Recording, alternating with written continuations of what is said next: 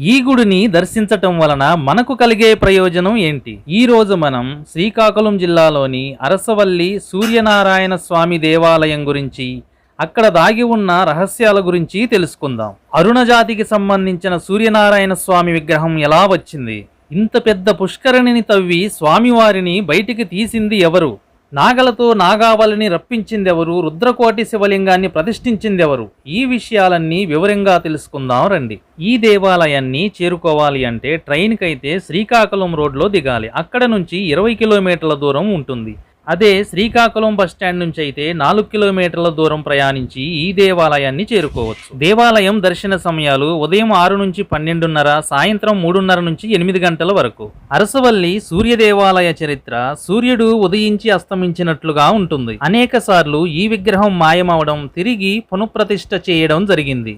ఈ దేవాలయాన్ని దర్శించిన వారంతా సంతోషంగా ఉంటారు కాబట్టి ఈ ప్రదేశాన్ని హర్షవల్లి అని పిలిచేవారు.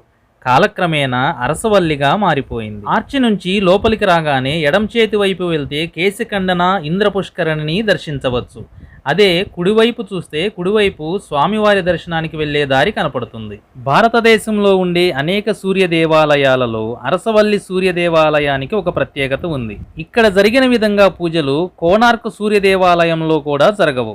ఇక్కడికి వచ్చి సూర్య భగవానుడి దర్శనం చేసిన, సూర్య నమస్కార మండపంలో కూర్చొని సూర్య భగవానుణ్ణి ప్రార్థించిన ఎంతటి రోగమైనా సరే తగ్గిపోతుంది అనటానికి చాలా నిదర్శనాలే ఉన్నాయి. ఈ సూర్య భగవానుడు ఇక్కడ ప్రత్యక్షమవడానికి సంబంధించిన కథ ఏమిటి అంటే, కొన్ని వేల సంవత్సరాల నుండి 5 అడుగుల స్వామివారి విగ్రహం ఈ ప్రదేశంలో నిక్షిప్తమై ఉంది. అయితే ద్వాపర యుగం చివరలో బలరాముడు కురు పాండవ యుద్ధంలో జరిగే బంధునాశనాన్ని చూడలేని బలరాముడు తీర్థయాత్రలకు బయలుదేరి ఈ ప్రదేశానికి వస్తాడు. ఈ ప్రాంతమంతా కరువు కాటకాలతో అల్లాడిపోవటం చూసిన బలరాముడు తన నాగలిని భూమిలో దించి నీటిదారను పైకి తీసుకువస్తాడు.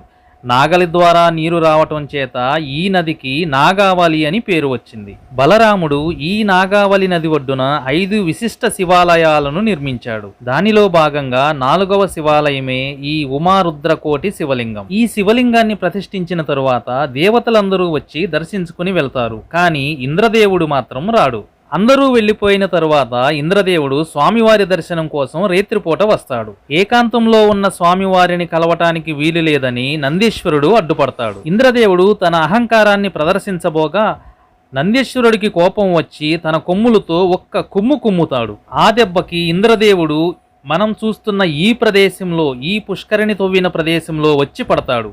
ఇంద్రదేవుడి ఒళ్ళంతా గాయాలవటంతో సర్వశక్తులు కోల్పోయి దెబ్బల తిన్న ఇంద్రుడు సూర్యభగవానుణ్ణి ప్రార్థిస్తాడు. సూర్యనారాయణ స్వామి ప్రత్యక్షమై, ఈ మట్టిలో నిక్షిప్తమై ఉన్న నా విగ్రహాన్ని తీసి ప్రతిష్ఠించి అభిషేకిస్తే నీకు తగిలిన దెబ్బలు మాయమవుతాయి అని చెప్పి అంతర్ధానమవుతాడు. అప్పటికప్పుడు ఇంద్రభగవానుడు తన వజ్రాయుధంతో ఈ ప్రదేశాన్నంతా తవ్వి చూడగా లోపల సూర్యభగవానుడి విగ్రహం లభిస్తుంది. ఆ విగ్రహాన్ని తీసుకువెళ్లి ప్రతిష్ఠించి అభిషేకించటం వలన పోయిన శక్తులన్నీ తిరిగి రావటమే కాక తగిలిన దెబ్బలన్నీ మాయమైపోయి ఇంద్రుడు ఇంద్రలోకానికి వెళ్ళిపోతాడు. ఇంద్రుడు తవ్విన ఈ ప్రదేశమే ఇంద్రపుష్కరిణిగా పేరు. ఈ ఇంద్రపుష్కరిణి పక్కనే కేశఖండన కూడా కలదు.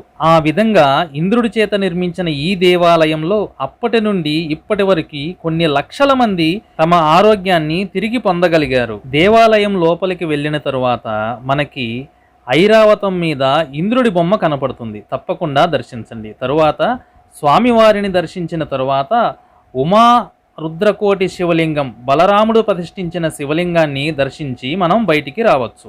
తరువాత కలియుగంలో విష్ణు శర్మ, భాను శర్మ అనే అన్నదమ్ములు వారు నదిలో సంధ్యావందనం చేస్తుంటే కొట్టుకు వచ్చిన తాళపత్ర గ్రంథాల ఆధారంగా అప్పటి రాజైన దేవేంద్రవర్మ సాయంతో దేవాలయాన్ని నిర్మించి మరలా తిరిగి పూజలు చేయటం ప్రారంభించారు. అప్పటి నుండి ఇప్పటి వరకు విష్ణు శర్మ వంశస్థులే ఇక్కడ పూజలు నిర్వహించడం జరుగుతుంది. తరువాత 16వ శతాబ్దంలో జరిగిన కొన్ని దండయాత్రలలో గుడి మొత్తం ధ్వంసమైపోగా విగ్రహాన్ని కాపాడటానికి సీతారామ శాస్త్రి విగ్రహాన్ని బావిలో వేయటం జరిగింది. 18వ శతాబ్దంలో పుల్లాజీ పంతులు సూర్యభగవానుడి ఆదేశంతో తిరిగి బావిలో నుండి విగ్రహాన్ని తీసి ప్రతిష్ఠించి పూజలు చేయటం ప్రారంభించారు. మనం స్వామివారి నిజరూప దర్శనం చూడాలి అంటే ఒక్క రథసప్తమి రోజు మాత్రమే మనం దర్శించవచ్చు. మార్చి నెల 9, 10, 11, 12 తారీఖులలో మరియు అక్టోబర్ 1, 2, 3, 4 తారీఖులలో సూర్యకిరణాలు స్వామివారి పాదాల నుండి శిరస్సు వరకు ప్రయాణించడం జరుగుతుంది.